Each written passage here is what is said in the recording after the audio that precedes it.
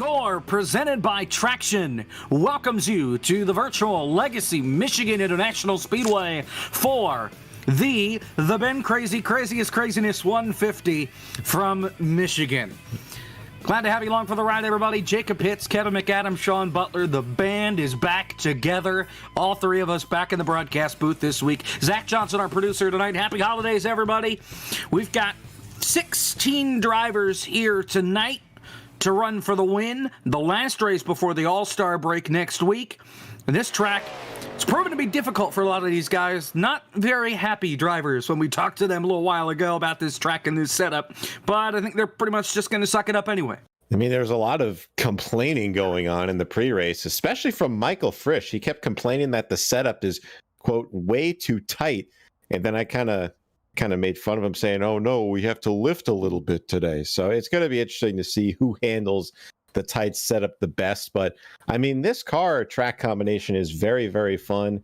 One of the more underrated combos, as there you see Zach Johnson's favorite graphic to put up, our weather for this race. 80-degree track temp, Kevin, 101 track temp. It's going to be a little toasty out there on track. Yeah, and this legacy version of Michigan has a lot less grip than the newer one. We've seen, you go from the new Michigan to this one. It's about a maybe 10 to 15 mile an hour drop off in speed. So these guys are going to have to lift. And like you said, they're going to have to manage that tight condition. And with these long sweeping corners, you really can wear out that right front very quickly. So you just got to be careful not to do that over these long runs. So the drivers are getting set to grid right now. I appreciate on the graphic, by the way, Zach, you included. It is not May 15th, 2021. No. I appreciate you making sure that everybody understood that in sim, it is that time, but right now it's December 23rd, Mm-hmm. Anyway. Okay, I thought he was going to start talking to us when you couldn't hear it anyway. So, all right, let's run through our starting. Ignore the man behind the curtain. They're going to start thinking we're crazy with these random pauses whenever Zach talks. Like we promise he's there. Never mind. All right, we're going to continue. The timer that he is. The time is okay. Whatever. Nonetheless, let's run through our starting grid. 16 drivers. David Cornelius. We talked about it last week when he finished second.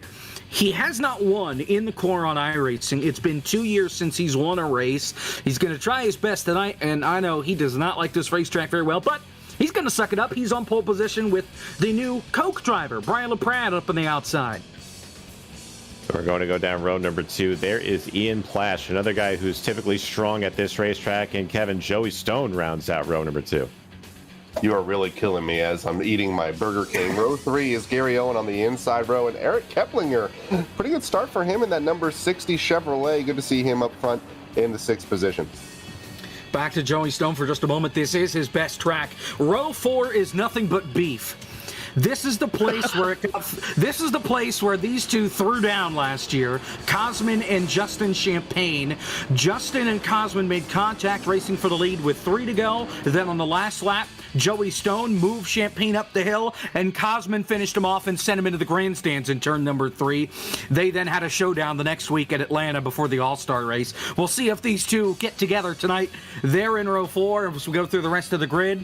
Rusty Walrus and David Cornelius running Ed Soundhead paint schemes tonight because Ed Soundhead is from Michigan. We're in Michigan. Close enough, even though he sponsors a race at the end of the year anyway. Final thoughts before we get the green flag, gentlemen. This is going to be a brawl and a half. So if this is done correctly, these guys are going to be top, bottom, middle, all over this racetrack. So expect some fantastic racing until a wreck inevitably ruins it. I'll just see if this inside line does come in. It's a little bit less banked. I'm sure a lot of people have figured that out over the last few years with the new configuration. But if you can get that inside line to work, it is a little bit looser. So you might be able to take care of your right front tires. We're getting ready to go to green here, Jake.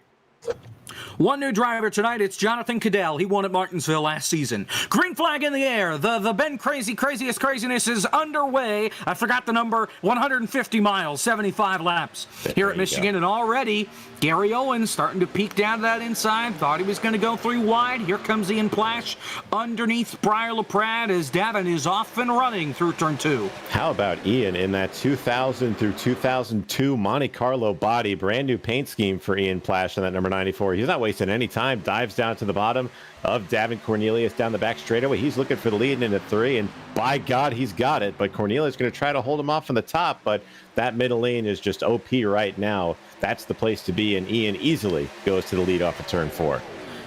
Ian took a race or two off, back with us this week, and right away he jumps up to the front and leads the opening lap. Side by side for that second spot between Davin Cornelius and Briar LaPrade. Then right behind them, you've got Joey Stone and Gary Owen side by side. Justin Champagne trying to get in that battle as well as they come off turn 2. Cornelius still trying to make this third lane work around the outside of Briar LaPrade, trying to defend for that second position. Ian Plash actually getting caught down this backstretch by these guys being side by side into turn 3. Already a 3-car breakaway, and then you got Gary Owen in 4th, and then a gaggle behind Joey Stone in 5th.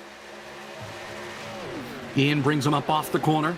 The top 3 get single file. The gaggle is 4th on back. Gary Owen, Joey Stone, Justin Champagne, Eric Keplinger. Back this week at one of the big tracks in that number 60 machine as the field goes back to turn number 1. Gary Owen trying to hold on to that 4th spot. I kind of forgot that Eric Keplinger has like every make under the sun on that car, because I forgot when he had this paint scheme on. If you zoom into the front bumper, that I can't tell what it is.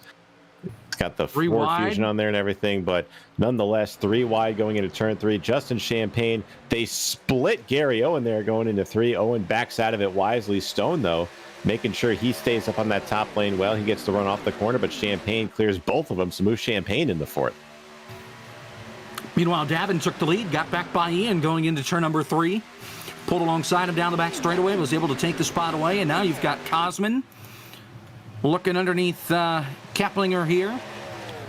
This is back for 7th spot. We get the stage break at the end of lap number 20. As Davin's able to scoot away a little bit here and rocket into turn number 3. You mentioned that stage break at lap 20. I think Davin knows that, and he has already set sail maybe about over a half a second after momentarily losing the lead to Ian Plash, getting it back. Plash now back in 2nd. Briar looking for that spot down the front stretch as they all snake down to the apron down this very long D-shaped oval straightaway. And then behind them, we talked about that gaggle from 4th on back. It is now back from 5th on back. Joey Stone still holding these guys up. Cosman Jonas Shoe on the inside of Gary Owen, who is in 4th. He's now fallen back to 7th. Yeah, Gary Owen just trying to hang on the best he can in the outside line. The help from Keplinger. Keenan the Kia Kusan right behind him as well, who got a top 3 finish after biffing it last week at CTMP. 2 weeks ago at CTMP, rather. I forgot where we were at last week. That was Martinsville. Had a solid finish there and trying to get himself another top 10, maybe get even a little farther up. Yeah, Kusan collected his second place finish on the year, dodging a humongous wreck on the last lap. So very good luck for Keenan. Looking to have that translate to a win eventually, but we'll see if he can do with that. But there's Cosman trying to clear Gary Owen. Gary hanging on to the right rear. That car gets a little bit loose.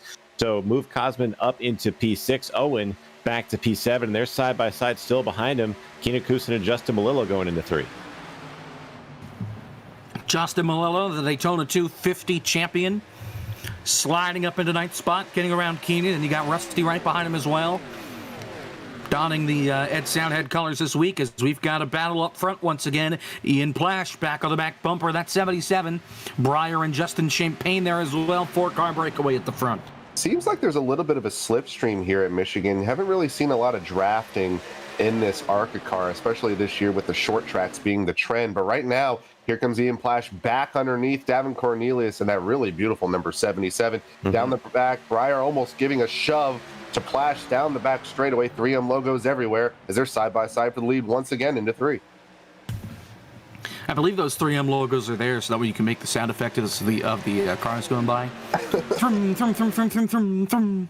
Nonetheless, Ian's going to take the lead. Here comes Briar. He's going to try and go for the lead now after taking 2nd. Davin's going to look up the middle, 3 wide for the lead to turn 1. Ian left the middle open. Here comes Champagne trying to get in there. Ian Plash nearly runs into the back of Davin Cornelius through 1 and 2. He has to back up. Briar running the bottom lane here going back. There's still 3 wide. Briar maybe kind of taking it easy here as they go down the backstretch. He'll let Champagne and Plash go by and move Cornelius back to the front, and they're still side by side for 2nd, and Plash will let Champagne go into 2nd into turn 3.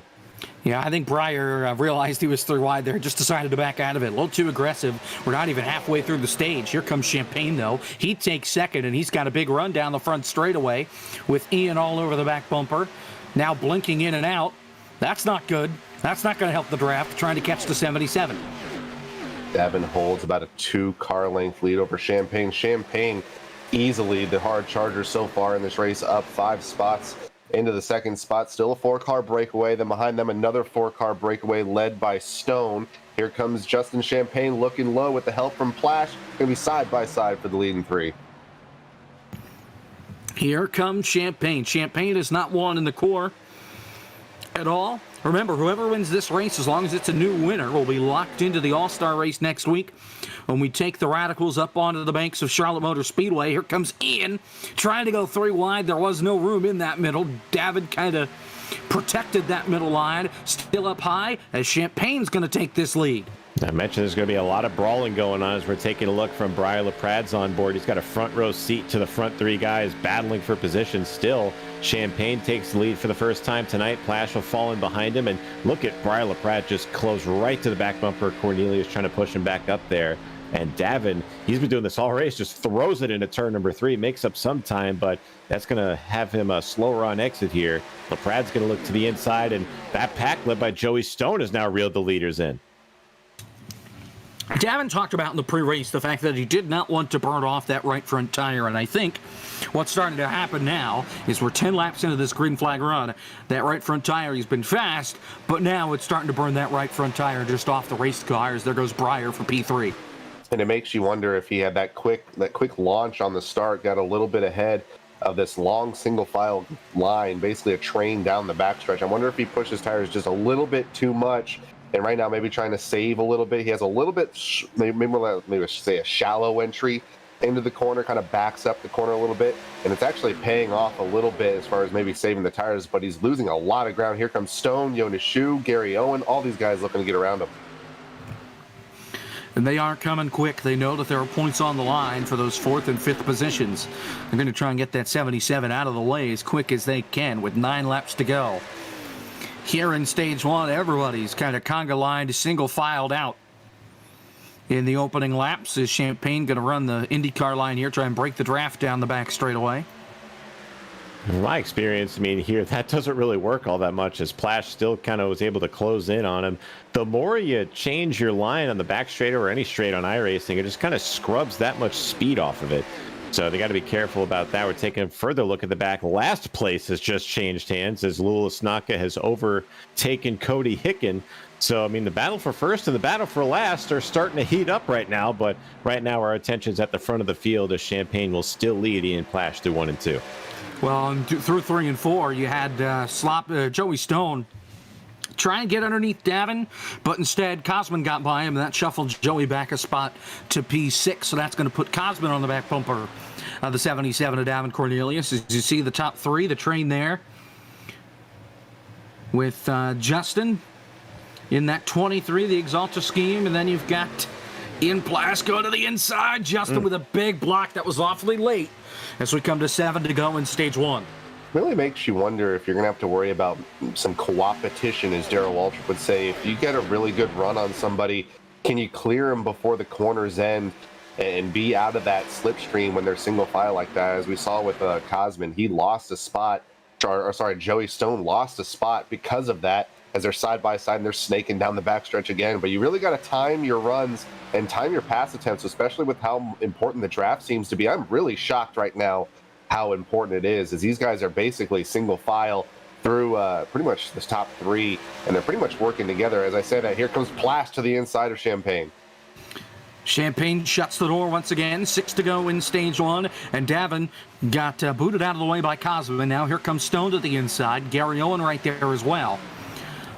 So Cosman takes P4, almost contact, as that's going to push the 77 up the hill. Move Joey into P5, and here comes Gary trying to take over P6. Keplinger not too far behind as well. Man, you see just how important the tires are, as we were talking about with Davin Cornelius. Said he wanted to save that right front tire, but when he went just really hard those first handful of laps, he's really paying for it right now in the long run. As we look back up front, Ian Plash trying to clear Justin Champagne off of turn 4. Looks like he will. Tries to get it to the bottom on that apron to break any type of side draft, but Champagne hanging on that right rear. Ian Plash, though, he gets back to the side draft, goes back up to the wall, still side by side for the top spot. 5 to go in stage 1, and things are getting interesting at the front. Plash down low, watches up just a little bit.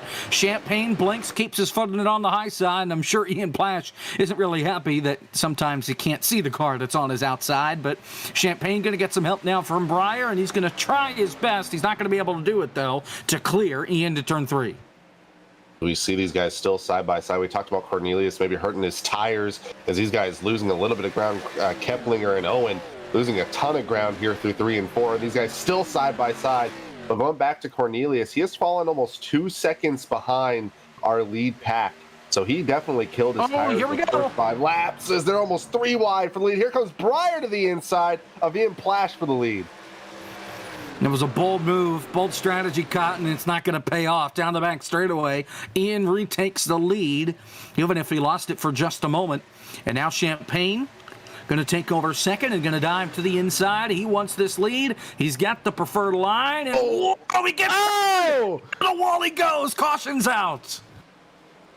Oh, man. Ian tried to pull the crossover on Kevin Champagne, and that well, that's Justin Champagne. I know who you are. Yep, there I you know go. who you are, but man, that was Ian had the right idea, just executed it just a little too early. And if we could see on the replay, the front end of Ian Plash's car actually went underneath Justin Champagne's car. We'll see. Watch Ian's car. The front bumper goes underneath the car, hooks, I believe, the gas tank down there, and hooks it head on into the wall. That again, That's Ian, not what the tire is supposed to look like, by the way. Definitely is not, but Ian had the right idea, just executed it just slightly too early, and Champagne comes out on the wrong end of that. So first caution, I believe, Jacob, this will be the end of the stage. Likely so, and that should be a fast repair, I would imagine, here from Justin. Oh, man. We'll find out. It's pretty early on. No, it looks like... Oh, yeah, okay, he did use it. Oh, yeah, he has to, especially with that left front. Actually, this is not the stage. We're going to get a white checkered here to end stage 1. They're going to get 1 to green when they hit the back straightaway. They're in turn 3 right now, coming off turn 4, so they're going to pit and get 1 to green when the pace car hits the back straightaway. So these guys have to be quick. Davin stays out. The rest are coming to pit road. All right. Wow. Okay. I guess he'll have one. I mean, we'll see, but is he going to try to stay out here and then maybe pit on the stage break and hope that no one else does that and then has an extra lap on tires? I don't think that's going to work. There aren't tire limits in the car, are there? No. I don't know. I mean, unless there's tire limits, I wouldn't mind Davin staying out, but I mean... So looking at the times, it's about a 2-second fall off. This is not going to work. No. Unless the caution comes out right away. But is there? I can't remember, Jake. Is there racing back or anything to the stage? Is Ben going to wait to throw the yellow until? They would have to wreck immediately. I think he's done that before. He's basically said, "Hey, we're going to race back to the stage," and then the caution comes out. We'll see. We'll have to find out. Yeah, but even if they do, he still has to go through each one of the 4 corners on those old tires. So I don't know. I don't think it's going to work. I don't see that working. Well, here's the thing. Cosman pitted, missed his box, so he doesn't get anything. Frisch took 2 tires. Everybody else behind him is on 4. So the top 3 are on semi-old tires or completely old tires. Everybody else is on 4 freshies here. So we'll have to see what happens, because this is the restart. It's a white checker to end this first stage. If they crash, Ben will likely keep it green, and we will go till we get to the end of the stage. Everybody is set. You got Cody Hicken flying in the background. Davin Cornelius going to lead us down. Good luck. The white checker to end stage 1 here at Michigan. And the white flag is out. 1 lap to go here in stage 1. I think Davin might have missed a shift. Here comes Frisch making it 3 wide. Cosman pinching him down. He's going to pinch Frisch way down to the inside. Remember, he's on those 2 tires. Flash and LaPrade are on 4. They're boxed in. Here comes LaPrade to the middle. 5 cars under a blanket off of turn 4. They're 4 wide. This looks like the radicals that we're going to see next week. You got to keep it clean. Frisch and Breyer are in the middle. They're fighting for a championship. Here comes Ian downstairs. They're still 4 wide. Jonathan Cadell has entered the picture. Plash is going to send it in. Everybody up the hill. And here comes Plash. He's going to drive off the corner. Here comes LaPrade on the outside. We're going to be side by side coming to the stage. And at the stripe, it's going to be Breyer. He wins stage 1. Man. What a move by Breyer. He anticipated there was going to be some contact between everybody going into turn 3. He bought his time, stayed patient, and as soon as that gap opened up, Kevin, he just shot it right through the middle and to quote-unquote victory lane at the end of stage 1. I thought they were going to wreck maybe 4 or 5 times, and you know what? They finally kept it together on a stage finish. We've seen so many accidents come into the line at these stage cautions, but good win for the stage on Breyer LaPrade. And Davin survives for a 5th place finish on those old tires. If Social doesn't get a screenshot of that 4 wide down the back straightaway, I'm going to have a fit. A conniption. A conniption. And you're going to have a grievance to be made here on Festivus. It is Festivus, yes. I will air that grievance. Yep. Be sure to tell you what, it's a Kevin McAdams quote that these guys always turn their brains off coming to the stages. That wasn't much different.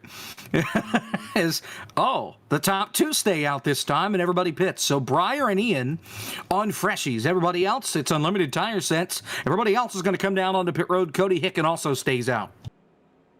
Does anyone take 2 here that's maybe in that back half of the field? Maybe Frisch takes 2 lefts because he took 2 rights. Yeah, it's possible. Could see that. Keep the track position. Someone is really going slow on the pit stops. That is Rusty Walrus. He was really, really slow on the pit road. Couldn't find his box. Guys, Cody Hicken stayed out as well, so he leapfrogs to 3rd. All right, so we can't talk to our stage winner because he's not in the Discord. He's not here. But we can talk to our 2nd place stage finisher, Ian Plash. Well, that was a fun stage, wasn't it?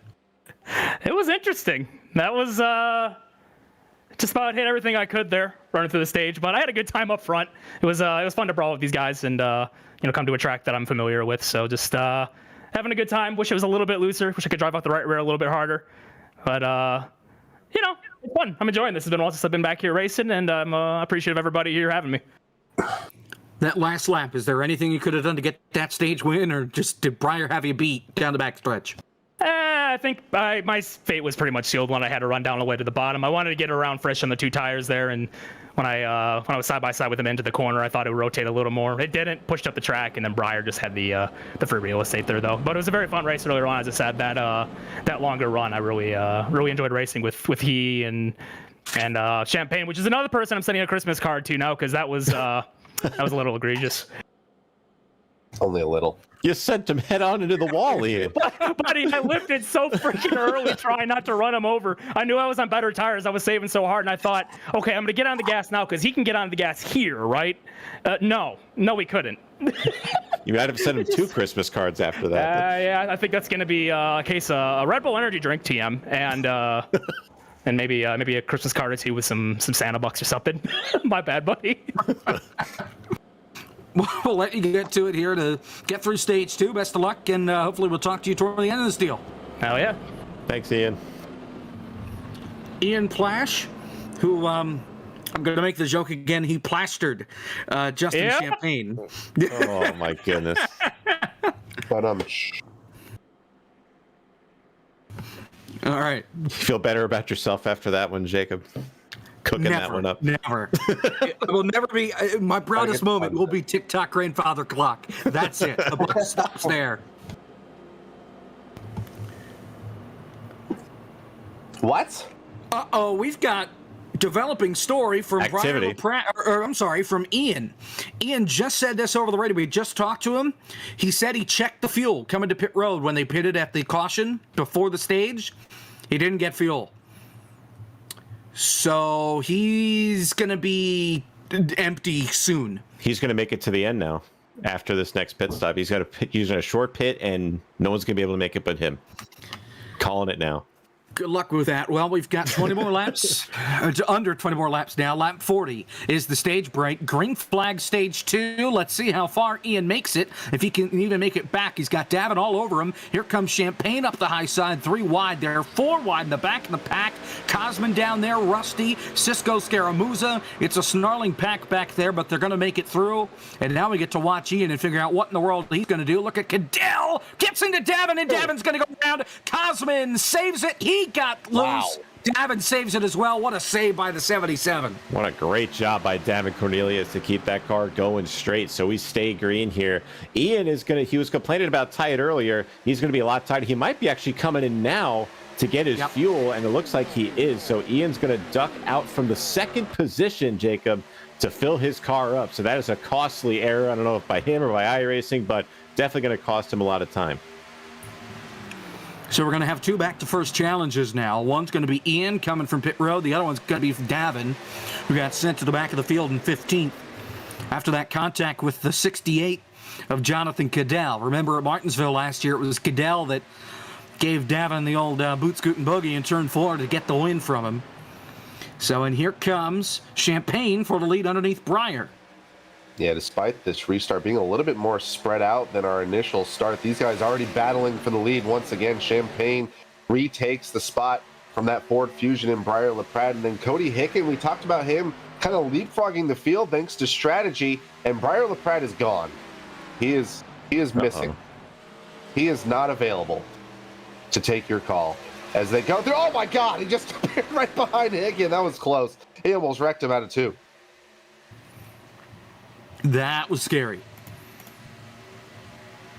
And Breyer, computer issues, I believe, for him. He just said he got some new parts last night. And I guess it didn't entirely fix the issue because here comes Cadell now on the outside. And now you've got Keenan up there as well. Breyer, I thought he was coming to pit. No, he's going to stay out. So he's going to try to stay out of everybody's way, which is a smart thing to do. By the way, update on Ian Plash. He took 2 tires, filled his car up on pit road. Hold on, we're 5 wide. We are 5 wide down the front straightaway. Rusty, Cosman, Justin, Eric, and Davin. They're still hanging on. They're staggered 4 wide there, so good job by those guys. The 60, Vera Keplinger nearly hits the wall. Rusty nearly runs in the back of him off it too, but they make it work, though. We've seen some great racing so far tonight. A lot of guys giving and taking, giving each other room, and gotta say, this is what Michigan's all about in these cars, just brawling everywhere. Give it time. We'll get to the end of this thing, and we'll wad a couple of them up. That's the spirit. Well, I mean, it happens just about everywhere we go. This was one of the few tracks where I think we did keep it relatively clean last year. This place and Atlanta, I think, were the 2 places that we really made it through unscathed. But how about Cody Hicken sitting in P2? Remember, he pitted under the caution before the stage, did not pit at the stage, and here he is sitting in P2. He has not won a race since the Season 2 season opener at Daytona, back when they were on heat. Oh, he's trying this very bottom. That did not work, but it kind of got Champagne out of the groove, and that's going to allow pretty much everyone behind him to close in. Here comes Cadell on the outside. He's going to take second, and that's actually going to hurt Hicken a lot. Here comes Frisch. And he might be letting these guys by, knowing that he kind of made him, maybe got out of the groove a little bit, put a little bit too much on that inside line. He goes back to 4th, but we'll have to keep an eye on this 28, see if he falls back like Davin did and just wearing out that right front tire. Eric Keplinger was up on the fence in turn 2, keeps his foot on it, lost a couple of spots, but he's still driving okay.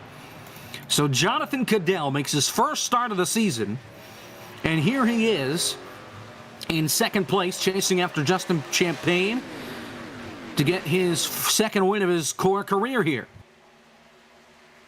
Don't zoom in on his driver helmet. He's got the crash test dummy driver's helmet in there. So I don't know if he's setting himself up for maybe putting himself in the fence later on in this race. Who knows? But he is by far our biggest mover so far. Started 16th, is up to second, as you can see. So methodical trip through the field for Jonathan Cadell, but he's done a great job of that number 68 machine. Not used to seeing him in anything other than a number 69 car, but he's not done. He wants to get that lead, and he goes underneath Justin Champagne into 3, but Champagne fighting back on the top side.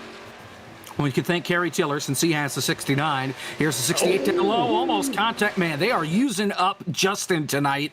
Here they come up off the corner at the stripe. It's going to be Cadell, I think. Maybe. No, give it that to Champagne.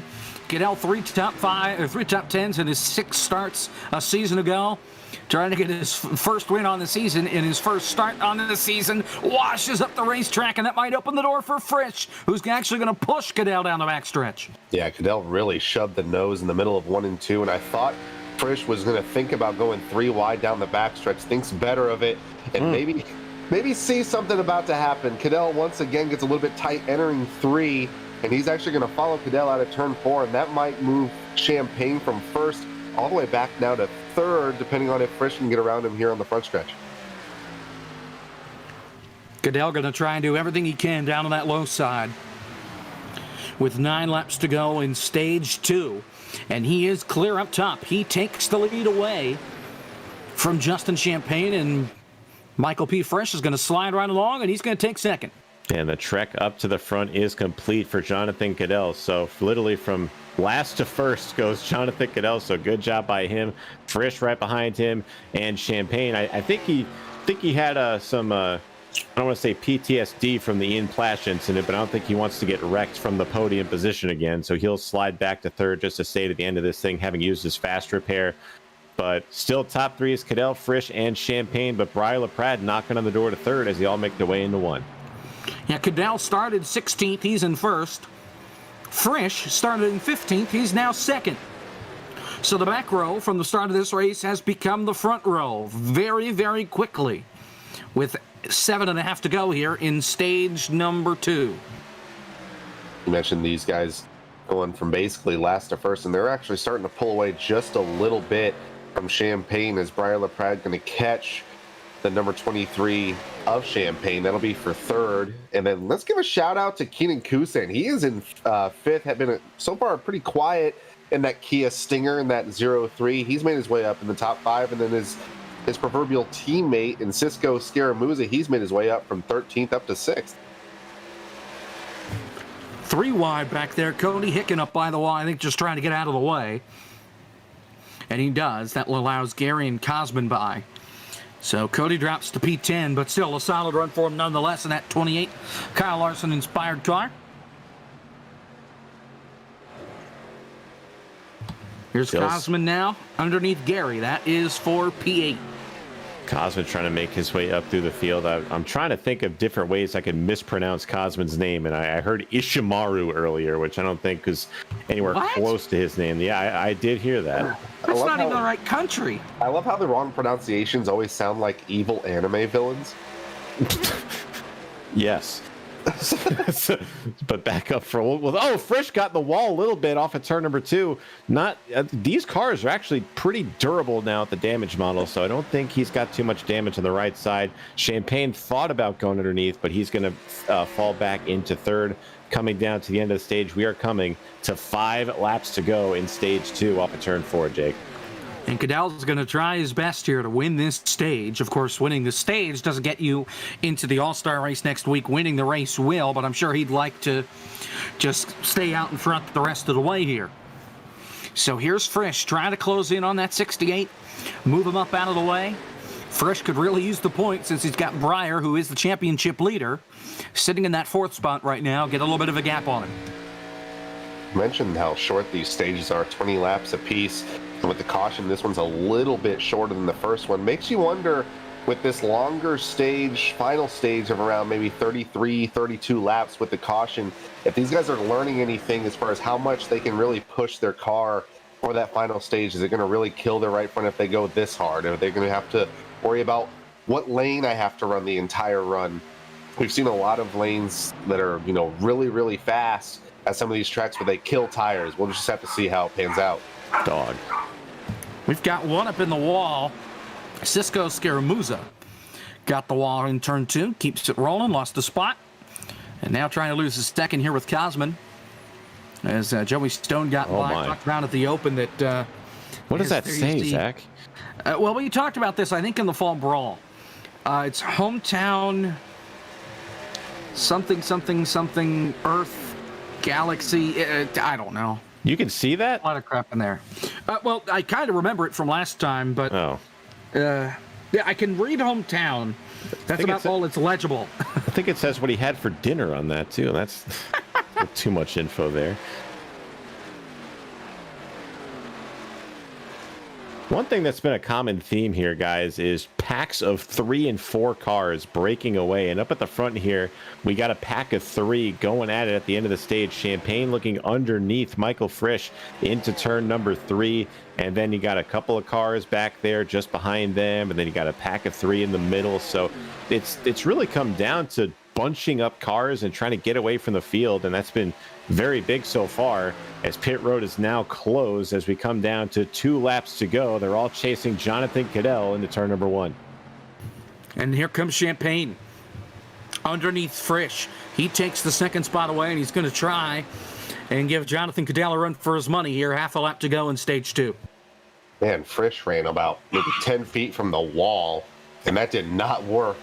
As they go down the backstretch, he loses a ton of ground. So it looks like, as it stands right now, Cadell has about a 3-car length lead over Champagne, and barring anything, bad that happens to that 68, he's going to set sail and potentially win the stage here in that Toyota.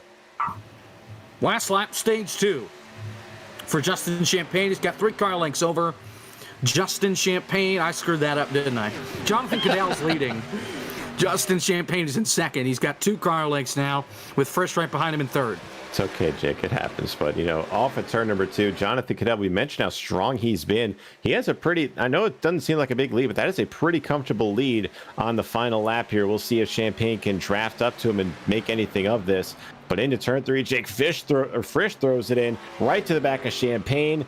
But Cadell's back in the throttle, and it's going to take a last-ditch effort off of 4. We'll see what they can do. Frisch is trying to fish out there, I guess. Here they come, side by side of the stage. Who's it going to be? Jonathan Cadell. He wins stage 2 in a photo finish by about the tire over Justin Champagne. Frisch finishes in P3. Last to first for Jonathan Cadell. How about that? So if you had a last to first successful completion in the midway point of this race on your core bingo card, more points to you.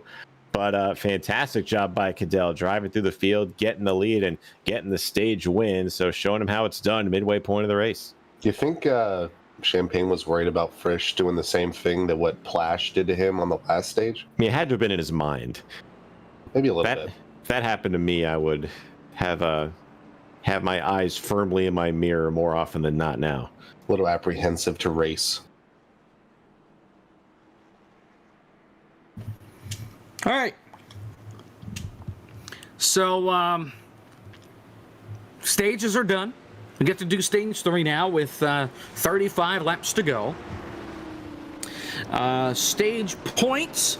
P1 in each stage gets 5 points. Position 2 gets 4. Third place gets 3. Fourth place gets 2. Fifth place gets 1. Everybody else goes home empty-handed. So Cadell gets 5 points. Champagne with 4. Frisch 3. LaPrade 2. Keenan gets 1 from this stage. And pit road is a busy place. Telling you who's going to like seeing this caution come out is Ian Plash. As you guys mentioned, that he had that fuel issue during the last round of pit stops. The crew didn't get any fuel in that car, so he had to make a green flag pit stop to get all the fuel packed into that car. So he's going to be happy to see this. He'll be back in contention. But Kevin, I'm thinking it's going to be 4 tires from everybody. I don't think anyone's going to be rolling the dice as much as they did. Cadell is down and away, and it looks like he's going to win the race off of pit road here. Brian LaPrade maybe gets second out of that, but definitely these guys are going to be happy to get some 4 fresh tires on these cars. Yeah, I don't think it's any debate. And honestly, if you're in the back half of this field, maybe 10th on back, I wouldn't mind topping off on fuel just because the balance of these cars are leaning to the tight side. If you get more fuel in the car, even if it's a half gallon, that's about 4 pounds of rear bias on the car. So that might help you out a little bit, especially in those last 10 to 15 laps. If you're trying to save that right front, that might be one way to do it, especially with how viable you can really draft here so far at Michigan. If you kind of hold things back for maybe the first 20 laps, you can make a late race charge. So Jonathan Cadell is our stage winner. And, oh, would you look at that? Briar's in the Discord now. We do have Jonathan Cadell here as well. So let's speak with Mr. Steel Horse Live. So, first start in a while, and here you are out in front. How about it? I'm at it, man. I have no idea what the heck I'm doing, but I managed to wreck Davin, dang near wreck Justin, and wreck myself too. So, let's see how many more people I can wreck before we get to this checkered flag, man. How many natural lights we in through now? Well, I'm only one down. I got to do a shotgun though before we go back green here. So we'll see if we can make that happen and see if I can get that extra horsepower. You know what I mean? Gonna get that 68 back to victory lane tonight. It's been a while. Yeah, I wanted my first start. I ain't done anything since then. So yeah, first start, and we'll bookend it right now. See what we can do. Best of luck, John, and we'll see you toward the end of this deal. Heck yeah! Happy Christmas. Wow, he kept that Jonathan clean. Cadell. Yeah. Maybe the first few sentences I've ever heard where he didn't say something inappropriate. I don't know why his mic kind of had that guy calling into an AM radio news station kind of sound like it was that. John from Omaha, Nebraska. You're on the air. Thanks for joining us. I don't know. It was kind of had some issues going there, but it's good to see Cadell running up front here, man. He's one of the best guys to watch on Twitch when we're entertaining guys out there, and I want to see if he actually got that beer shotgun under caution, especially leading. But hopefully he can keep that thing up there, man. That was fun to watch, and but I got to say that 35 has been pretty strong all night, so he's got some hefty company up there now. Well, and he doesn't have to worry about Frisch, of course. He's back in P9. Slow pit stop for the driver of the 58. I think after hitting the wall, he had to fix the damage on the right side of the car. A couple more drivers have used their fast repair. Only one more. Gary Owen has used his. Not sure why. Maybe he forgot to turn it off, but he's used it. Whoops. All right, here we go. 32 laps to settle the score here at the TheBenCrazy Craziest Craziness 150 Green Flag Stage 3. Man, Jake has nailed the race name each time. Look at Champagne, though, not wasting any time going for this lead. Cadell's stuck in the middle. Stone thinking about making it 4 wide for the lead as they're 3. Now they're 4 wide for third. They're not wasting any time battling for position. Here comes Cosman to the inside. Davin stuck in the middle, and it looks like Champagne is going to have the lead off of 2, but Cadell crosses him over down the back. I thought Champagne was going to get turned right there, but here comes Cadell back on that inside, side by side for the lead. 3 wide for third. Here comes Frisch sending it on the bottom. Cosman's going to move that 77 up the hill right in front of Briar. Nowhere the Briar can go except turn left and get down the racetrack, and Cadell will retain the lead with 31 laps to go. I think I'm going to steal a line from Steve O'Donnell. I think we like what we're seeing right now tonight at Michigan. Side-by-side racing, 2 and 3 wide, especially on these restarts, 4 wide at times. These guys still side-by-side, third on back. Cosman making his way into the top 3 for the first time tonight. He's battling side-by-side with Davin. And Briar LaPrade, Trouble. Saving tires back. Cisco. Sideways. Who is on? Oh, my God. Keplinger. Oh, my. Keplinger. That's a fast repair. Keplinger drifted. I think that might be a tarp. I think he's dead. Keplinger drifted up and got into Cisco coming up off the corner and turned him. Cisco couldn't save it, and Keplinger absolutely Danica Patricked himself down the back straightaway, and the caution's out for the 4th time tonight. I don't know. I don't know why. Whenever I see a wreck off of 2, everyone that goes to the inside wall ends up hitting the opening down there. So watch this. Turn Black away, and yellow kids. 60 car, turn away. They get together. It looks like, I don't know what happened to Cisco, but he's just trying to save it. Bam! Right into that opening on the backstretch. And if you're going to hit the inside wall at any racetrack that has that, you do not want to hit it there. And that just sent the car back up the racetrack and just absolutely mangled it. So Jake nailed it right on the head there. That is faster. What happened to Cisco? Like, that is just so weird. Yeah. God, what a hit. Cisco's been no trouble to technical issues this week, no matter what it is, whether it be his setup or anything. We'll get a word with him, but that is an interesting one. Cisco, you had some fun there. What happened? Eric PM'd me and said he slid up, so I assume Eric PM'd slid up, I'm guessing. I don't know. Yeah, we just saw it. Yeah, Looks just like you had a little lot. tight. Okay. Just a lot. Good news, bad news. Good news, despite Ian's issue, he's back up there. Bad news, we have a fuel mileage race, and I'm terrible at those. So, There's Cisco. hello. Maybe. There he is. Hello. Oh, was I not up here? We can No, actually see you. you're on the screen now. Oh, hi. You're the one person, according to Zach, who has not stopped yelling at us, by the way, Yep. that submitted their webcam for this race. So you understood the assignment very well. I just took fuel only.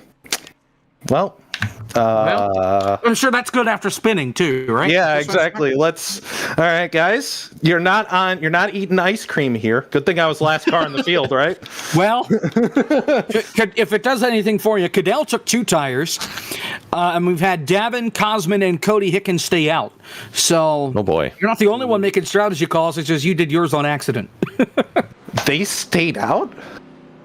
Yep, He stayed out. they Yeah. did.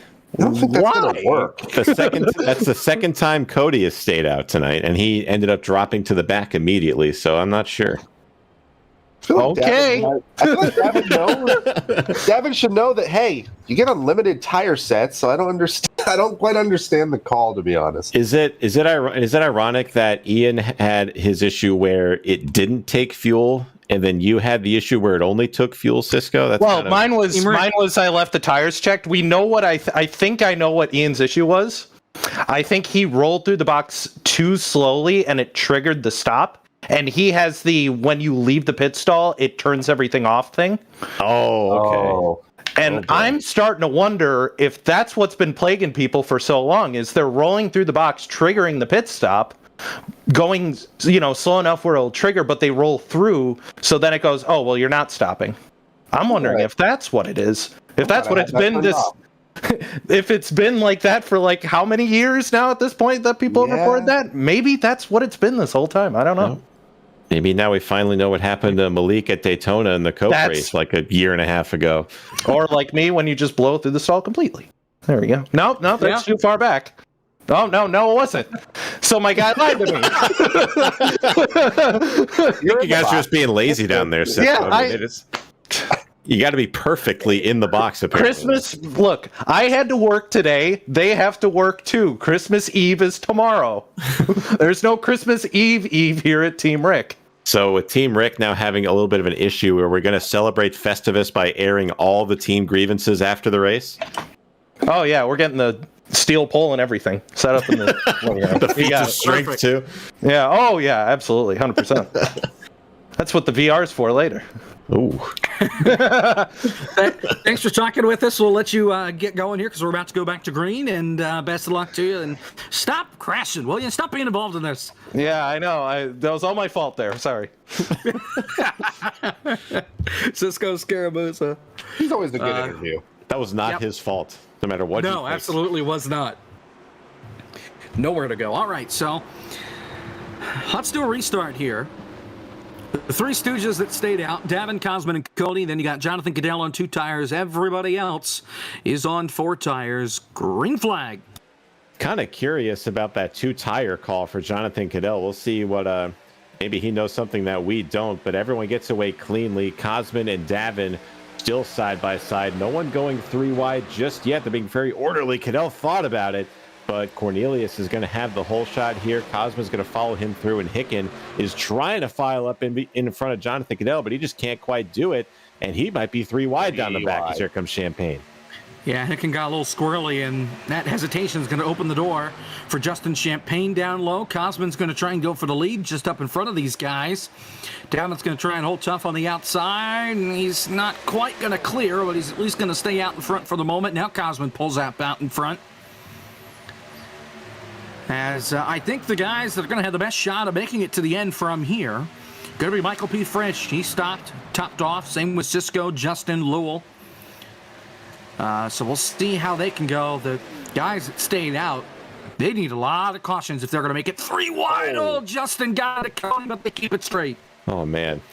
That's something a lot of these guys probably thought about was fuel mileage. We've already seen during the fall brawl and, when we went to Iowa, just how important fuel mileage is with these smaller fuel cells. So we'll have to see where it all shakes out at the end. Well, the way these guys racing, we might have another yellow or 2. But right now, Cosman Yoneshu takes the lead over Davin Cornelius. And these top 3 right now have set a pretty big gap so far on Joey Stone and company. We'll see how it all works out so far as these guys are spread out. Cosmin, it's kind of been the theme of the night, also has never won in the core before. Trying to get his first career win tonight. Down the back straightaway, here comes Jonathan Cadell. We mentioned he's on the fresher tires than the two in front of him. Gets to the inside of Davin Cornelius, and Davin, I don't know if he's going to put up a good fight with Cadell, might just let him go. Cadell's going to have the grip on the bottom, and he will clear the 77. So move Cadell into second. That lets Cosmin, I can't really do another, I'm going to say Ishinoshu for this one because I've heard that one. Gets a little bit further ahead. But look at the guys catching up behind. Joey Stone has managed to creep up into this battle for second, so he might be a factor in this thing before it's said and done. Down the back straightaway, everybody single file. First battles between Gary Owen and Rusty Walrus back for that 10th position. Pretty quiet night for both of those drivers. Momentary battle that was for 6th. I want to say Hicken concedes the battle for that, also for 7th, so he goes from 6th to 8th. Once again, a little bit calmer this time, and Jake, you kind of brought it up earlier with this fuel mileage. Maybe some of these guys are realizing, I think Breyer's clutching. The way he entered that corner, he might be clutching right now. We'll have to see if we can get on board with some of these guys, but he really let off maybe 200 or 300 feet before. We'll have to see if he does it here. Take a listen. Not that time. Oh, Cisco, what happened? Oh, he hit the wall a ton. What happened to him? What the heck? Cisco, the right front tire is barely touching the ground. Oh, and man. He hit the wall. Did he hit the safer barrier? Yeah. He did. He hit the safer barrier, getting into one. He got stuck on the wall going into turn 1, just swung it a little too wide, and then he was stuck on it, and then he hit the safer barrier at the point where it juts out of the wall, and that just absolutely destroyed the right front of that car. Tough break for Cisco. Meanwhile, battle for the lead. There goes Cadell. New race leader on those two tires, 68. Takes the lead back. Telling you what, man, he in his interview he said he doesn't know what he's doing. I'm gonna call his bluff on that one. He looks pretty strong out here in this car, number 68. I don't know why, but I can see his paint scheme on my screen. Producer Zach just has him in just a plain. Didn't submit his car. He didn't send in his paint scheme. That's why. I see your paint scheme, Cadell, for what it's worth. But what I was saying, he looks very strong in this race, and who knows, guys, he might be one of the guys to beat in this race for sure. But as you guys were talking about with fuel mileage, with guys like Breyer or Frisch, Plash has made his way around the top 10. So we're going to see how this will play out if this thing even goes green to the end. 20 to go. There's no way this thing goes green to the end, right? Come on, have some faith, Jake. Come on. We've seen how all of these races wind up. Oh, man. Especially coming off of these short tracks where we've gotten close, dangerously close, to tying and breaking caution flag records. I think we tied last week, didn't we? That's what I heard. Maybe. I don't remember. I think it was. It was either 17 or 8. Yes, we did tie the record last week. You're right. Because we set a track record, but not a league record. Yeah. And that is still 15 cautions behind the iRacing record. Kevin knows where that was set. Yep. Leave me alone. We have fixed some of the issues. By the way, back to the front. Actually, what position is this for? This is Keplinger and Rusty Walrus. This is a battle for 8.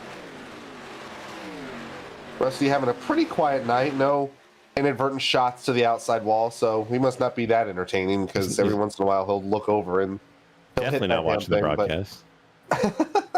There he is. I like that way that car looks. Got some nice pizzazz, some color to it. Is anyone else kind of weirded out by the lack of color on the contigs on that car? Am I just being a stickler for that? What do you mean? The contigs are black and white. There's no color to them. Are they really? Oh, yes. That's different. I kind of like different. that. It is different. I don't know if the sponsors would like that, but it's different. No, probably not. I don't know who asked the sponsors, but Mobile One. Too bad. There's plenty of color on the rest of the car, just not in the contigs. Battle for second. Comes Cornelius underneath Cosman. So is Joey Stone. Gonna try and slide it in there. Oh, Cosman pinching off in turn 4. Yep. And here comes Breyer. I think he's gonna turn on the jets here. I think he's gonna try to get 2 for 1 down the front. Let's see if he can make it work, though. We'll see if Breyer sends it in deep. And he will. Try to stay alongside Champagne. It's not quite gonna work. What a run by Joey off of turn 2. He's going to get right to the back of Davin Cornelius. Dives to the inside for second. You were mentioning, Jacob, this is Joey's best track for him. And he's making it clear that he wants to win this thing. And he takes that NASCAR 21 Ignition Chevrolet Monte Carlo, it says on the front of it. It's an Impala. Monte Carlo SS. Right. But he will make his way into second. So Joey might have something to say about this. Joey won this race 2 years ago. He has been very good at these 2-mile D-shape ovals here, Auto Club, when they ran it on heat. I believe they ran there on heat at least 1 year. This has kind of been his bread and butter, and he's trying to catch Goodell, but now he's got Champagne peeking to the inside. Had second for a moment, but Champagne's going to end that party for him down the backstretch. Here comes Champagne. That'll be for the P2 spot. Breyer looks to go with him on the inside line. Stone shuts the door. That's going to be tight through 3 and 4. Davin gets really tight out of turn 4, and he's going to lose another spot. So he talked about earlier not wanting to wear out those right front tires, and it looks like he's doing it again. He is falling back and quickly down the front. Oh, Ian gets moved. Davin got into the back of him. What a save by Ian, though. Woo. Oh, man, that is not what Ian wants, as he has just made his way back into the top 5, and then Davin. Cadell is pitting. Yes, Cadell's going to pit this lap. Oh, so boy. He knows he will not make it to the end, and with 15 coming to 14 laps to go, he's throwing in the towel. Remember, he just took 2 tires.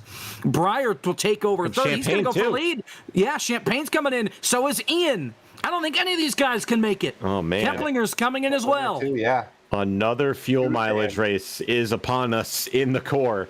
So Cadell's going to lead a bunch of these guys. Champagne, Plash, Keplinger. You see Keenan Kusin back there in the Kia. All these guys come down pit lane to get some at least 2 tires and fuel to splash. But that begs the question now, guys. Are the guys up front good to make it to the end? No, Breyer's pitting. Yeah, they're nowhere close. They are nowhere close. Frisch is coming in. And Frisch topped off, remember. Cosman's coming in. Everybody. Joey is coming in, and Davin, and everybody else. Now, there's one. Execute? Gary Owen is staying out. Everybody else is going to bring it to pit road. Oh, my God, Frisch. Man. Black flag Keplinger. I believe that's on exit. Either blending too early or speeding on pit road. Everybody else has got the green light so far. No other penalties. I didn't really see a pit exit violation, so Keplinger must have been busted for speeding. Right. So that kind of stinks. So that puts I don't want to say a nail in his coffin for the race, but this is all going to be coming down to who can execute on pit road here. There you see Frisch is down and away, so he's going to win the race off pit road. Great stop. So Frisch is out. LaPrade comes out in second. Stone comes out third. So this is going to shake Gary Owen out to the lead, but here he comes down pit road now. Oh, my God. Justin Malillo. We have not talked about him all night. He is saving heavy. Yeah. There's no way.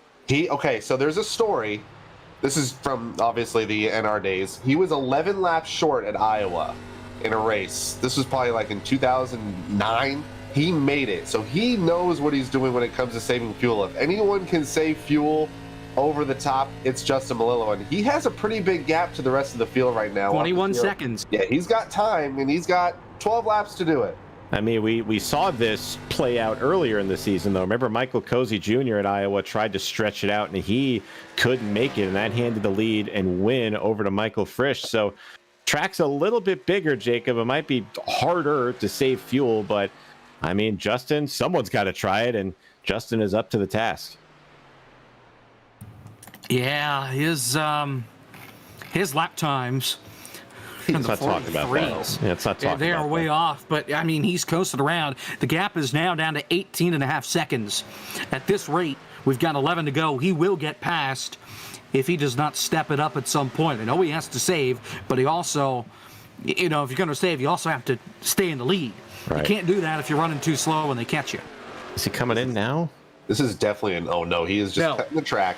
This is definitely an all or nothing strategy for him. Right. If he can make Unless- it work, great. If otherwise, he was like 13th or 14th anyway. Unless So, a caution comes out. that's true. Caution could save Justin as well, because Justin, I watched Justin earlier on in the race. He was in traffic and he went to the outside and he kind of let everybody by. He didn't want to be in the chaos. I think come the end of this deal, with the faster pair still in his pocket, he's just going to throw everything to the wall and try the best he can to stay up front. The gap He now has really 15 cut the seconds. track. Man, Yeah, 15 seconds with 10 laps to go. there's no way he's going to be able to hang on to this lead, even if he does make it. I wonder if he's super saving now, and then when they get maybe like 5 or 6 seconds from him, he'll go a little bit here. But he is Right. really off pace. There's no way. There were 3 It was seconds 15 faster. seconds on the backstretch. It was 13 seconds at start finish. So he lost 2 seconds in half a lap. And Cadell's off at turn 4 now, and Melillo's just now going into 1. So this, I don't know, man. Yeah. I Cadell applaud was- Justin for trying. Cadell was 3 seconds faster that lap. This is 44 definitely a Hail 3. Mary. This is a Hail Mary attempt. He was already in the back. He has a win already, so why not try to get another one here? 44-3 for Melillo, 41-0 for Cadell. God, the last yeah. time. He is in super save mode. We'll see. The gap now 11 seconds off 4. Man, So another 2 seconds. That took about a full lap. I mean, Got 8 laps to go. even if we do get a caution, Melillo's probably going to be the only one to pit, because everyone else. Everyone else will come in Well, for tires. Yeah, because Cadell, Champagne, Plash, Fresh, Gary Owen, they all took 2 tires. Everybody else took 4, I believe. But everybody behind Melillo until you get to Pryor are on 2 tires. Now we have a battle for third between Champagne and Plash to keep an eye on as well. There those two are, about half a second behind Cadell. So multiple storylines playing out in this race. So who will be able to get to the lead at the end of this thing? Cadell pit, Melillo didn't. Last time by a 44-0 for Justin Melillo, but now he might be having got Cisco draft. do a team order thing for him, and they're not even on the same team. He's just using Cisco as a tow. So the air resistance on the nose of that car isn't as much as it would be by himself, and maybe that could help him save that little bit extra fuel as he'll creep up to the back, but he will not pass that 49 car. Yeah, don't you dare pass him, at least not yet. Coming to 6 laps to go. The gap is 5 seconds coming off turn 4. If he can make this work, he has to go probably now. He probably will have to start going a little bit faster either this lap or the next lap. Will be 5 laps to go. Obviously, if he continues this pace, they're about 3 seconds faster. But we talked about some of these guys on 4 tires. I believe Breyer is the first on 4, and he's around half second faster than Cadell every lap. He's about 2 seconds behind Cadell. So we'll have to see. There's so much going on right now. And Champagne has closed the gap on Cadell. It's now a quarter of a second. And you see Cosman getting by Frisch. That's for P7. But 2nd through 4th are within half a second of each other. They are still working that bottom. I think. You can see Justin now in the You same can. shot. He's gotta 5 to go. He's got gotta to go. So Cisco is doing his best to help him save that little bit of fuel, but I think the way the pace Justin's running now, if he tries to push it, it'll drain that tank quicker. So the strategy was a big swing for the fences, but I think Melillo's going to come up a bit short. There's Champagne and Cadell off of turn 2, so they're going to pass him, probably going out of turn 4 here. Here comes Cadell. In the high side. Justin just said he's not in it to win. He's just in it to see if he can make it to the end. Here comes Champagne, though, to the inside. Now for the race lead. 4 to go. Champagne taking advantage of, I think Cadell got a little bit tight in the middle of 3 and 4. That's going to get these guys side by side, and that's going to bring Ian Plash into the mix. 3-way battle for the lead here through 1 and 2, and don't wait. Here comes Briar LaPrade. He is flying. He was about 2.5 tenths faster that time by 4 to go through the backstretch. Cadell peeking back to the inside here. He's not done yet. Briar is coming as well. You're right. The question is, will he have enough time? He's 7 tenths back. Cadell to the inside for the race lead. The more they battle, the more it's going to help Briar catch up. Absolutely, and that's going to help out Ian Plash here as well. So Briar is going to be a factor in this. Plash nearly hits the wall off of turn 4, side by side for the lead. It looks like that was so close. I think Champagne led that lap. Yeah. 1/1000th of a second was the gap. Champagne is your leader. There goes Cadell to the bottom. Plash doesn't know which lane to go to. Still side by side for the top spot. Off turn 2, Plash is there to the back bumper of the 68. Now he goes to the high side. And Briar is in the draft now. Jonathan Cadell just going to get in line. Coming to 2 laps to go. Remember, if they make the white flag, it's over. If they crash before they make it to the white flag, and Ben is quick on that trigger, we will go to overtime and get 3 attempts at a green-white checker finish. Coming to 2 laps to go. Justin Champagne was in this same position a year ago before he got moved for the race win. 2 to go, same story, different drivers up front. Here comes Cadell to the inside. He has to back out. He was going to run him over, but that made Champagne biff the corner, and here comes Cadell on the inside. Champagne had to get out of that preferred groove because Cadell threw it in there. He's going to be his adversary for now, but Plash holding back Briar LaPrade, who is probably the fastest driver right now in this lead pack. Still side by side through the corner. Can Champagne hang on that right rear fender of Cadell, maybe get some side draft down the front stretch, coming to the white flag, and here comes Ian Plash on the inside of Champagne. Briar there as well. White flag in the wind. 1 more lap to go from Michigan. Oh my God. 4! Everything on the line. We're going to go 4 wide for the lead. Briar up by the wall. Cadell is there. Plash downstairs. Plash with the run. He has to lift. Now here comes Briar like he's driving a radical. He's going to go down by the apron as they come off turn number 2 for the last time. Cadell with the lead. Side by side for second. What a run by Cadell off of turn number 2. He's going to bring Champagne with him into turn number 3. Does anyone have anything for Cadell? Cadell sends it into 3. That's going to give a run to everybody. He blocks Champagne off of 4. Here comes Plash to the inside. Here comes LaPrade too. Oh! LaPrade runs into Champagne. That's going to seal it. Champagne saves it on the apron, and Jonathan Cadell is going to win at Michigan. Wow. He wins the TheBenCrazy Craziest Craziness 150 at Michigan. Wow. First start, first win on this season, and for the second year in a row, Justin Champagne crashes in turn 4 coming to the checkered flag. The name of the race lives up to the finish. That was amazing to watch. There's Justin Melillo. You got to assume he's out of gas now. Cisco's pushing him around, but man, what a job by all 4 of those guys to make that an exciting finish. Congratulations to Cadell for the win, but Kevin, he had to earn that, and man, did a great job of holding everybody off to hang on. Oh, and they're wrecking him now. Yep. Davin. All right.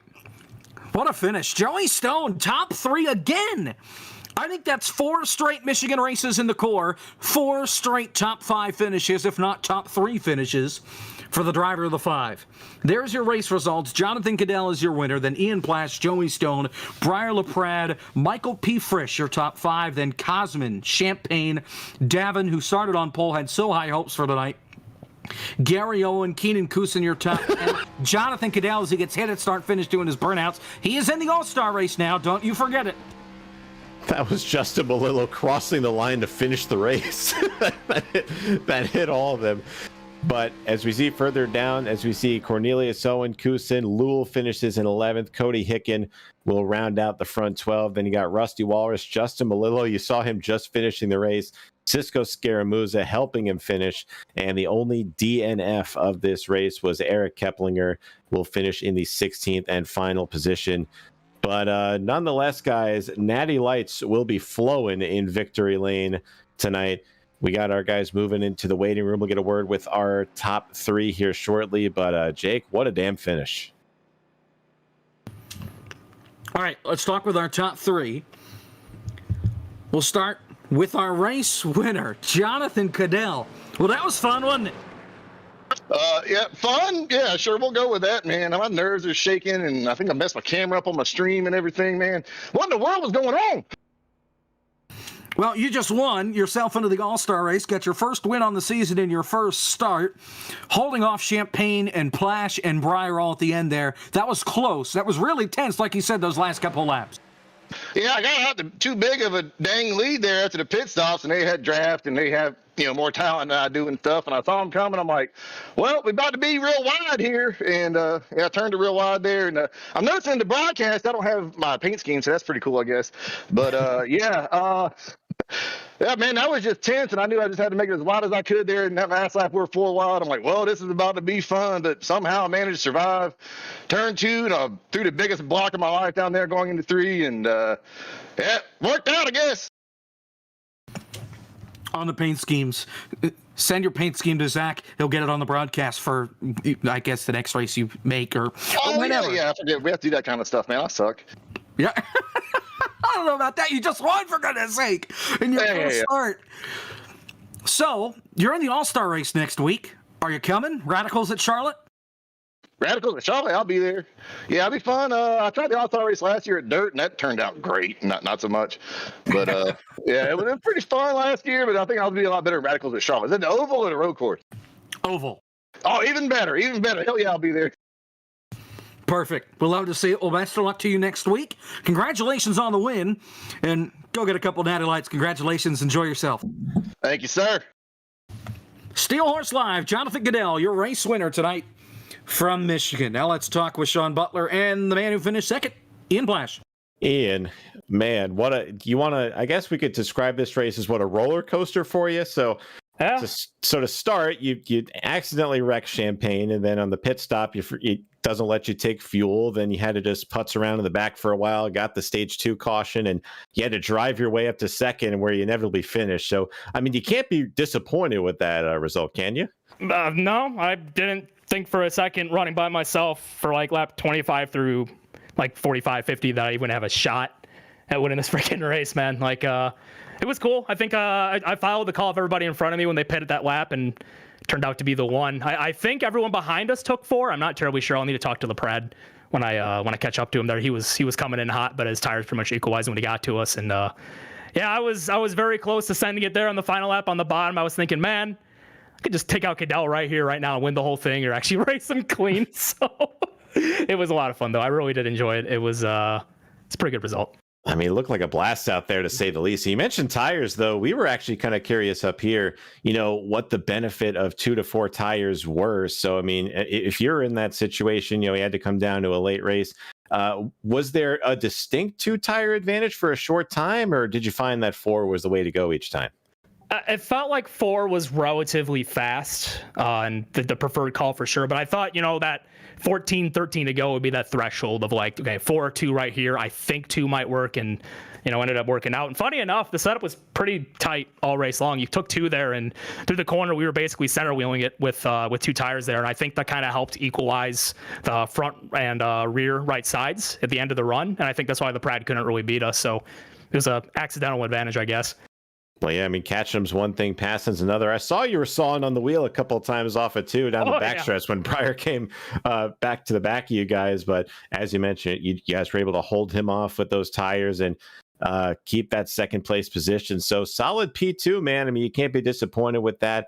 So when's the win going to come, man? You've had some up and down luck this year, and you think this is going to be the turning point for you and start to rack up some podium finishes more and more? We'll see how she goes. The rest of the season, I pretty much have the back half of it like circled and highlighted and italicized and underlined. It was just, I'm not much of a road course or short track guy, so the first half of the season was like my Achilles heel. And, we'll see what happens second half. Come rain or shine, I'm still having a blast with these guys. And just really good, hard, clean racing all around. It's just very, very enjoyable stuff. And surprised we had so few cautions with how close we were running there at the end. So, yeah, we'll see how she goes. I got the All-Star up next. We'll have a good, amount of fun with that. Take a small little break and then come at it. I don't even remember where we're going. Well, for sure, man. But yeah, it looked fun up here. I can imagine how much fun it was in the car for you. But P2, man, like I said, you can't be disappointed with that result. Thank you, Kevin.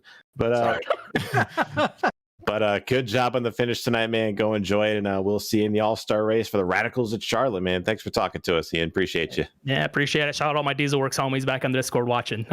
See you guys here in a little bit. Yes, sir. That's Ian Plash, P2. Jake, back to you, man. Let's talk with third place, Joey Stone with Kevin McAdams. Joey, you were pretty much, say, 4th to 7th all night.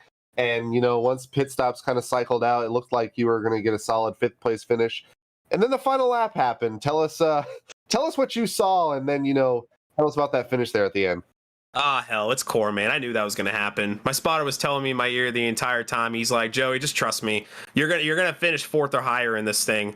And I saw Justin spin, and I really thought for a second the top 4 were gonna wreck each other, and we were gonna pull one of the most incredible moments in core history. But no, 3rd place is great. I thought honestly we were maybe like a 4th place car, maybe 3rd. If we were in the right position. I came into pit with Breyer, which I thought was the right move, which it was. But when you got someone who is now a Coke driver, which is an awesome achievement, that's just experience versus someone who doesn't do it as much. He was really fast, so I really couldn't keep up with him. If I was able to stay up with him, maybe it could have been different. But yeah, I love this track. I love this package. We've ran great here every time we come here to Legacy, Michigan. So I had this one circled for quite some time. But it was great. And I'm actually glad I'm in the booth with you guys for a good reason this year, or at least once. Yeah, I feel like this might be the first time where we didn't interview you about either missing a restart or being out of the groove or out of the pack or being involved in a wreck. So this is good. This is good momentum going into the All-Star break. No, we're making progress. We're making a lot of progress here. We are making progress indeed. How do you think, I'm pretty sure there's an open of some sort with next week's All-Star race. You going to show up and do some racing in the Radicals? If my schedule's open, which it is open because I got nothing else better to do, yes, I'll probably be there. I'll probably be there and do that. It seems like a lot of fun. Seems like a brand new challenge, something I really have never done before. So that should be quite interesting. I don't expect myself to make it into the event, but we'll see what happens, I guess. If you've ever seen Grape Drink, either through Bottom Split or FTF, I've heard some good things about that. It's very good. You will have fun if you decide to show up. I promise you that. It's a blast to watch and a blast to race. I bet. We'll make it there. We'll make it there, and we'll see what we can do. All right, man. Good job, Joey. 3rd place finish tonight there, Jacob. Back to you. All right, so we'll send Joey on his way. Maybe if I can. Okay, Possibly. maybe not. Somebody else. Somebody else at the control. There we go. All right, let's show points here before we wrap this up. Thank you, Sean. Take a look at the points here. Brian LaPrade has a big lead over Davin, and it's all because of the drop. Breyer didn't show up a week, so that drop goes into account for that. For Davin, he's been here every week, but is still forced to take a drop. Therefore, he's way back there, and so is everybody else. Of course, Cozy is far back in P5 since he's missed now 2 races. He's already used 1 drop. You've got Frisch there in 3rd in points. Keenan in 4th. How about it? Continue it all the way down, and there you see the top 20. Of course, you can't see the rest, but I promise you that there are 11 more drivers underneath there. Justin Melillo is in 7th. How in the world? It's all about showing That up. win at Daytona. Unbelievable. Final thoughts, gentlemen. I mean, this was a heck of a race, man. I don't know about Kevin, but I knew this car and track, if this package would produce some awesome battles, brawls, and we saw it come down to a brawl at the end of this race tonight. So it was fun to broadcast, Kevin, but I can't imagine for the guys down in the car. It looked pretty fun down there as well. So kind of jealous they got to race this, so we didn't. Yeah, they kind of got me a little bit apprehensive of the race and the setup combo. People were complaining about it being tight. I thought, well, maybe these guys are going to get spread out. But with the way the draft set up, this actually was really fun to watch, as you mentioned. And it was a really fun race to broadcast, like you said. And, this might be a good, for people that are watching, if you're ever doing a hosted session, this might be a good car track combo to recommend if you want to get some people to show up. Wink, wink. Speaking of showing up, next week's the All-Star race, the Radicals at Charlotte Motor Speedway. Of course, David didn't show up tonight. He never won a race, so I'll be back in the broadcast booth for the Open and for the actual event. Since that was the deal that we had, he did not come through on winning a race this season, but he has the opportunity to make it into the big show next week. We'll have an Open. We'll have a fan vote that I'm sure you'll see out on social media at some point throughout the week next week. And then we'll rack them and stack them and send them off into turn number 1 and see what happens when they come out the other side for the All-Star race. That's all next week. We start at our regular time, 9 o'clock Eastern, I do believe. I haven't been told otherwise.